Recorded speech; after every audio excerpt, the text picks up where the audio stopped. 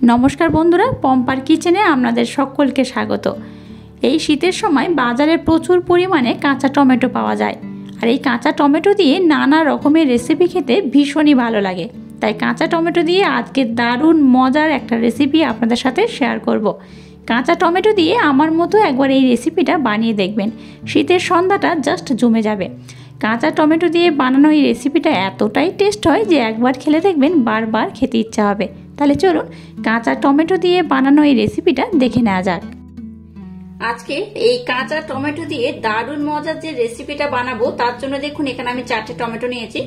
আপনারা চাইলে কিন্তু কম বেশি করে বানাতে পারেন, আমি 4টে কিন্তু বানাবো না, আমি এখান থেকে 2টো টমেটো বা 3টে নিয়ে কিন্তু বানাবো। চলুন টমেটোগুলোকে প্রথমে তাহলে কেটে নেওয়া যাক। তবে টমেটোটাকে কিভাবে কাটতে হবে আমি আপনাদের দেখিয়ে দিচ্ছি। এবার দেখুন একটা ছুরি আমি নিয়ে নিয়েছি, টমেটোটাকে এইভাবে কিন্তু একদম মাঝখান বরাবর মানে একদম পাতলা পাতলা করে এইভাবে কাটবো। এই দেখুন এইভাবে কিন্তু কাটতে হবে। আচ্ছা, আপনারা যারা ছুরি দিয়ে অভ্যস্ত নন তারা কিন্তু বটি দিয়েও কাটতে পারেন। আমি এইভাবে কিন্তু ছুরি দিয়ে কেটে নেব। এই দেখুন আমি একটা দেখিয়ে দিচ্ছি, এইরকম কিন্তু পাতলা পাতলা হবে। খুব মোটা করলে অসুবিধা নেই, তবে খুব মোটা না করে যদি এইরকম পাতলা পাতলা করেন তাহলে আজকে যে রেসিপিটা বানাবো খুব কিন্তু টেস্টি হবে আর দুর্দান্ত খেতে হয়। এই দেখুন এইভাবে কিন্তু আমি প্রত্যেকটা টমেটো প্রথমে এইভাবে কেটে নেব। আর এই শীতকালে কিন্তু এই সময় বাজারে প্রচুর পরিমাণে এরকম কাঁচা টমেটো পাওয়া যায়। অবশ্যই এইভাবে কাঁচা টমেটো দিয়ে আজকে যে রেসিপিটা বানাচ্ছি আশা করি আপনাদের ভীষণ ভালো লাগবে।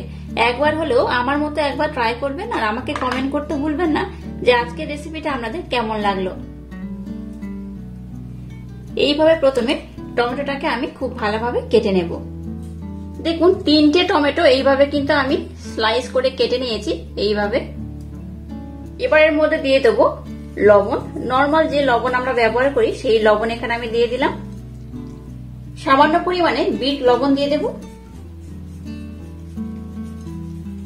হলুদ গুঁড়ো দিয়ে দেবো একদম সামান্য পরিমাণে, খুব বেশি দেওয়ার দরকার নেই, একদম সামান্য পরিমাণে দিলেই হবে। কাশ্মীরি লাল লঙ্কার গুঁড়ো দিয়ে দিলাম একদম সামান্য পরিমাণে। জিরে গুঁড়ো দিয়ে দেবো একদম সামান্য পরিমাণে। সামান্য পরিমাণে দিয়ে দেবো চাট মশলা। এবার সমস্ত মশলাগুলো দিয়ে এই টমেটোর দুদিকটা খুব ভালোভাবে কিন্তু মেখে নেব। এইভাবে প্রত্যেকটা টমেটো একটু হালকাভাবে এইভাবে মেখে নেব। একবার হলেও এরকম ইউনিক একটা রেসিপি এই সময় অবশ্যই ট্রাই করবেন।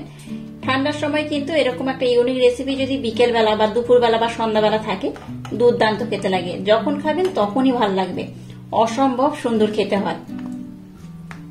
দেখুন মশলাগুলো দিয়ে সবগুলোকে আমি খুব ভালোভাবে মেখে নিয়েছি। এবার গ্যাসটাকে জেলে দিয়ে একটা ফ্রাই প্যান বসিয়ে ফ্রাই প্যানটাকে খুব ভালোভাবে গরম করে নিয়েছি। এবার এর মধ্যে আমি দিয়ে দেবো সর্ষের তেল, খুব বেশি নয় অল্প করে দিলেই হবে। তেলটাকে প্রথমে আমি খুব ভালোভাবে গরম করে নেব।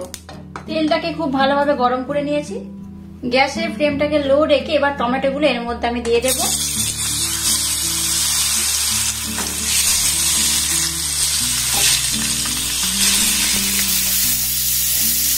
গ্যাসের ফ্লেমটাকে একদম লো টু মিডিয়াম রেখে এটাকে একটু হালকা করে ভেজে নেব। একদম ভালো করে ভাজার দরকার নেই, জাস্ট একটু ভেজে নিলেই হবে।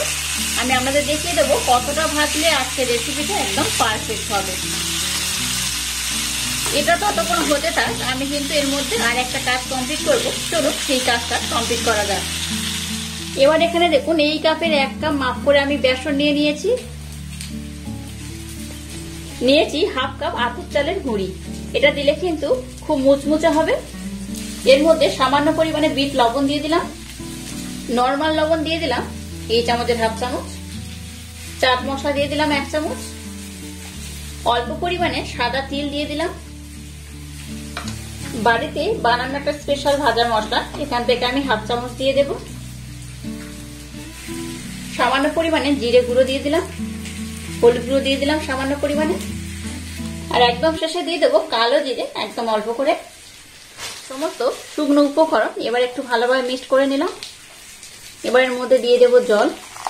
জল একেবারে খুব বেশি দিয়ে দেবেন না, অল্প অল্প দিতে হবে, একটা খুব সুন্দর ব্যাটার বানাতে হবে।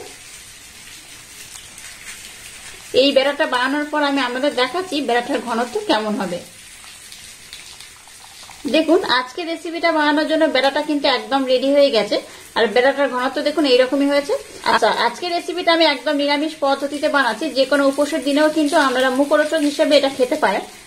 আপনারা চাইলে এটার মধ্যে পেঁয়াজ, রসুন, আদা এগুলোও ব্যবহার করতে পারেন, তবে পেস্ট করে ব্যবহার করবেন। তো আজকের বেড়াটা দেখুন একদম রেডি হয়ে গেছে। ঘনত্ব এইরকমই হয়েছে, খুব পাতলা নয় আবার খুব ঘনও নয়। এবার এই বেড়াটাকে আমি 5 মিনিটের জন্য রেস্টে রেখে দেবো। টমেটোগুলোকে দেখুন আমি কিন্তু বেশ ভালোভাবে ভেজে নিয়েছি। এই দেখুন, দেখতেই পাচ্ছেন কিভাবে ভেজেছি। এইভাবে কিন্তু ভাজতে হবে। তো টমেটোগুলোকে আমি ভেজেও নিয়েছি। এই রেসিপিটা বানাতে ভীষণ কম সময় লাগে, খুব একটা সময় বেশি লাগে না, দেখে বুঝতেই পারছেন। এবার আমি গ্যাসটাকে বন্ধ করে এগুলোকে উঠিয়ে নেব। দেখুন বেড়াটাকে আমি 5 মিনিটের জন্য রেস্টে রেখে দিয়েছিলাম।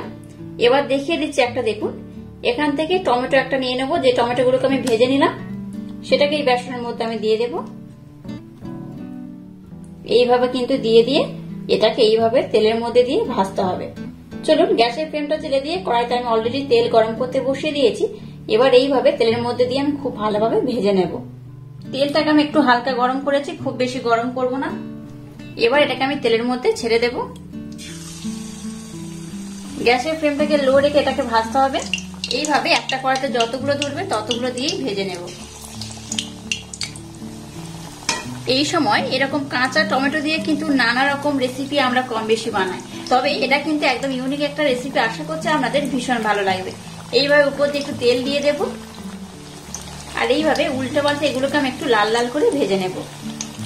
দেখুন টমেটোগুলোকে আমি কত সুন্দর করে ভেজে নিয়েছি। উল্টে পাল্টে এগুলোকে একটু আমি লাল লাল করে নিয়েছি। আপনারা চাইলে কিন্তু আরেকটু লাল করে বানাতে পারেন, তবে আমি খুব বেশি লাল করবো না, এইরকমই বানাবো। কত সুন্দর কালার এসেছে। আমি এই কালারটা যখন হবে তখনই কিন্তু উঠিয়ে নিচ্ছি। আপনারা চাইলে আরেকটু লাল করতে পারেন। এবার এটাকে আমি উঠিয়ে নেব। আর একইভাবে সবগুলোকে আমি ভেজে নেব। দেখুন কাঁচা টমেটো দিয়ে খুব সুন্দর একটা পকোড়া রেসিপি বানিয়ে ফেলেছি, দেখতেই পাচ্ছেন। এটা কিন্তু ভীষণ ক্রিস্পি হয়। আওয়াজটা আমি আপনাদের শোনাচ্ছি, শুনুন। দেখলেন তো টমেটো নরম হলে কি হবে, এই পকোড়াগুলো কিন্তু ভীষণ ক্রিস্পি হয়, মুচমুচে হয়, আর খেতে দুর্দান্ত হয়। আমি যেভাবে আজকে কাঁচা টমেটো দিয়ে পকোড়া বানালাম, আমার মতো অবশ্যই একবার বাড়িতে ট্রাই করবেন। আশা করছি আপনাদের ভীষণ ভালো লাগবে। আর আজকের এই ইউনিক স্টাইলে কাঁচা টমেটোর পকোড়া রেসিপি যদি আপনাদের ভালো লাগে, তাহলে চ্যানেলটাকে লাইক, শেয়ার, কমেন্ট এবং সাবস্ক্রাইব করবেন। আর পাশে থাকা বেল আইকনটা প্রেস করে দেবেন। তাহলে টাটা, আবার দেখা হচ্ছে নতুন কোনো রেসিপি নিয়ে।